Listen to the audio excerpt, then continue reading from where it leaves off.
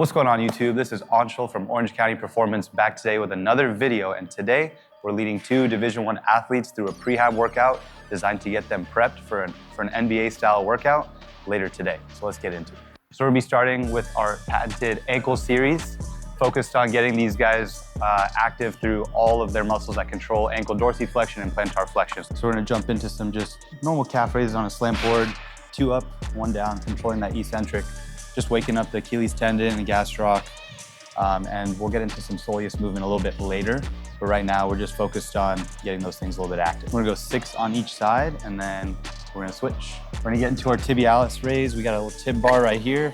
This is gonna get the tibialis anterior active. So Jason's gonna scoot all the way back, just the ankles hanging off. And from here, we're focused on a big curl up, holding for a second at the top, and then controlling on the way down. So this is another thing to prime dorsiflexion of the ankle. Super important for our basketball athletes that land a bunch and have a lot of high impact work. So this can be really good to prime this. We just go for 1 set till failure on this one, really burn that tibialis anterior. So we're gonna get into a barbell calf smash. Now, this is really, really good for all basketball athletes or any type of jumping and landing athletes that kind of rely on their ankle, knee, and hip complex. But what we're gonna do is we're gonna take this barbell, we're gonna throw it right on the top of the calf, and we're gonna sit back on it, and breathe. That's not too comfortable, right? Not really, but that's okay. Just breathe. Tell your nervous system it's okay. Your nervous system's probably freaking out on you, but that's fine. This is gonna gap the knee. It's gonna increase mobility into the knee by shoving that barbell right into that knee socket. On top of that, it's pressing onto the calf and the plantaris muscle and all the muscles that kind of help, even the FHL, which we're going to talk about in a little bit. Really, really good for releasing some tension in that calf complex while increasing mobility in the knee, which we always need. Now we're going to get into our fibularis muscle complex raises. So peroneals, peroneus muscles, whatever you want to call them. So James is going to get that band around the arches of his foot.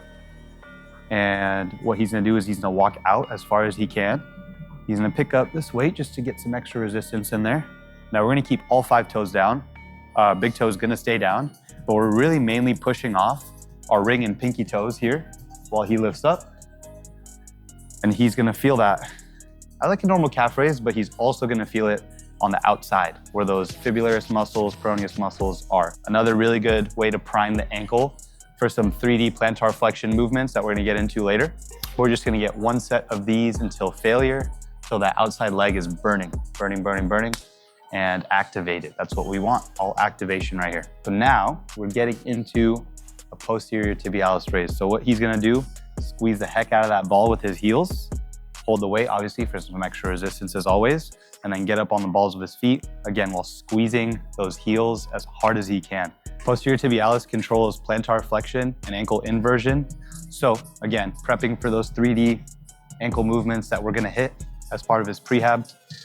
Really important to get this guy fired up as well. We're gonna go 1 set until failure on this as well. You sit there, face each other, stare in each other's eyes, please, into each other's souls, all right? So we're now getting into a seated calf raise. No machine, no problem, get a heavy dumbbell. Get that ankle and knee stacked right under each other. And we're gonna get up on the balls of our feet, hold and squeeze at the top, come back down.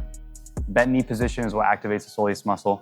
Very important, again, for basketball athletes that are driving, making moves in triple threat, all bent knee positions. We wanna get this soleus muscle nice and active.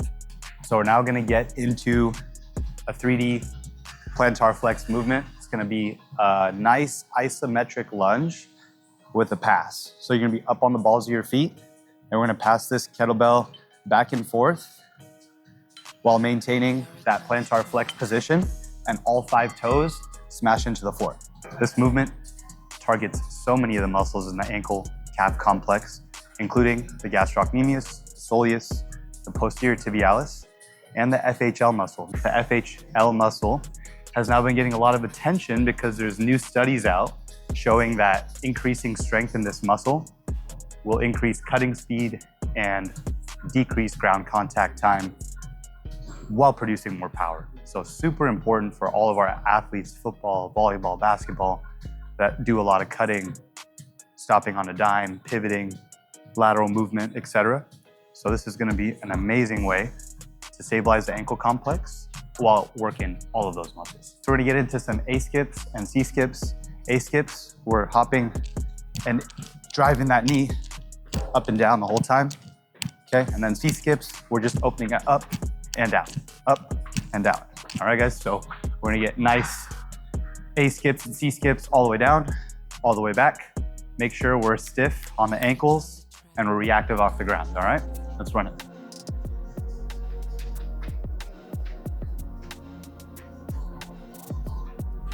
There you go, drive, drive, drive, drive. Stay bouncy, yep.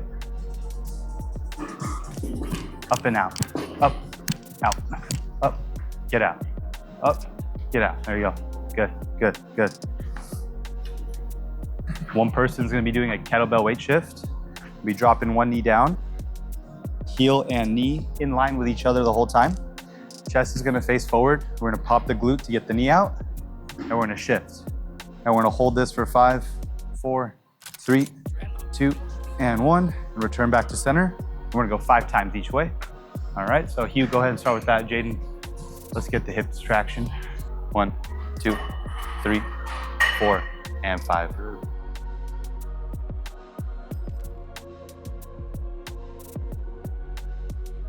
One of my favorite ways to get rid of like pinching in the hip with internal rotation is a banded joint mobilization.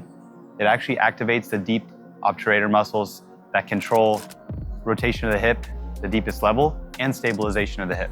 So, very easy to set up. You're gonna grab a band. We're gonna tuck it as high up into the hip as possible. We're gonna get into a pigeon pose on the floor.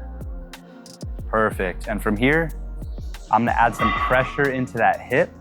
And while I do that, Jaden's gonna shift his hips away and into the band. Yep, and we're gonna do that 20 times. Get a nice activation of those deep hip muscles right here. Contrary to popular belief, band distractions do not increase space in that hip socket. It just activates those deep rotator muscles as well as other muscles that aid in rotation of the hip and allows you to kind of wake up and increase neural drive in those areas. Pop the glute, Jaden, pop the glute, open up the knee, the right knee. There it goes, there it goes. Keep that chest facing toward the camera. Pop that knee, there it goes. Beautiful, 5-second hold, and then we're back. Beautiful. Shift those hips, Huey, shift those hips. There it goes. Back and forth, back and forth. Yeah. So now we're gonna get into more of that hip internal rotation activation. So we're gonna get this band tied up to a rig. And from here, we're going to lock in this band to our midfoot, okay? So midfoot action right on the middle of that foot, exactly as stated. Now from here, we're gonna keep our core nice and engaged. We're not gonna move our torso. We're gonna smash our knee into the rig hard, and we're gonna turn out our heel. We're gonna lead with the heel. From here, we're just gonna extend as much as we can, 15 times, or until we feel a really nasty burn on the inside of our hip. A lot of people like to warm up the hips through external rotation, banded crab walks, skaters, fire hydrants, whatever the case. Hip internal rotation is very neglected. So this is a beautiful way to prime your hip internal rotation before a squat or any type of hip dominant pattern. Hip thrust, squat, hinge, anything like that.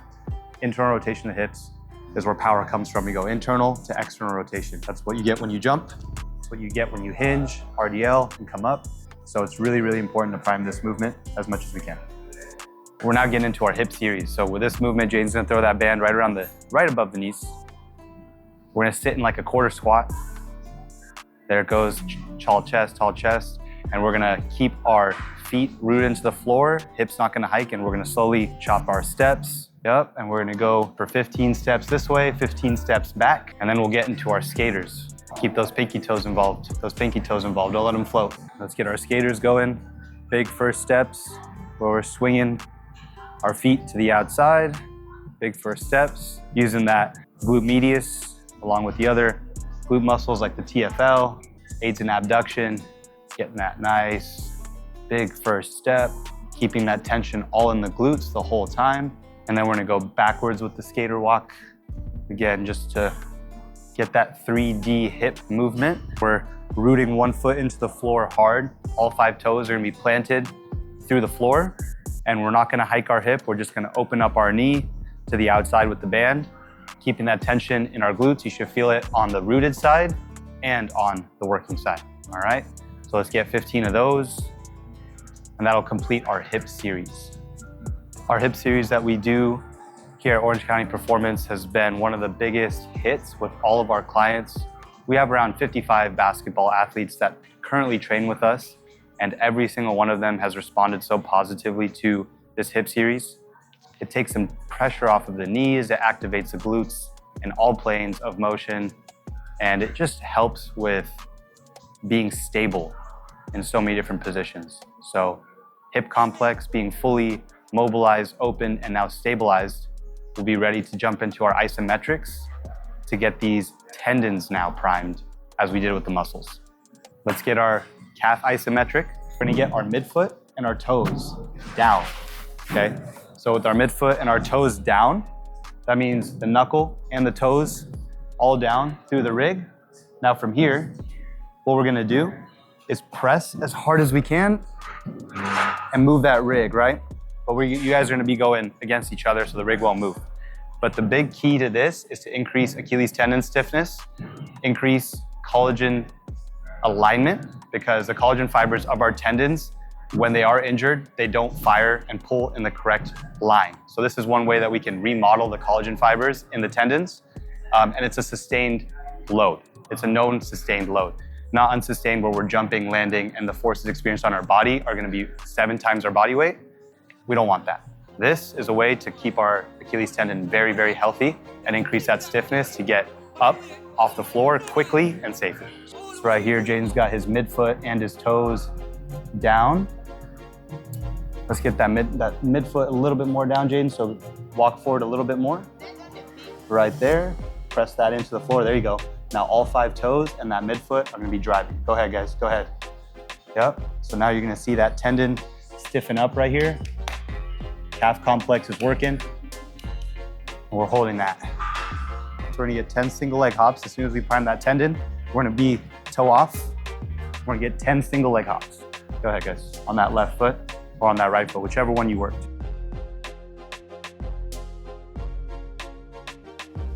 5, 4, 3, 2, and 1. Good. Same type isometric, but this time we're loading, again, those fibularis muscles on the outside of our leg and all of our stabilizing muscles in the hip.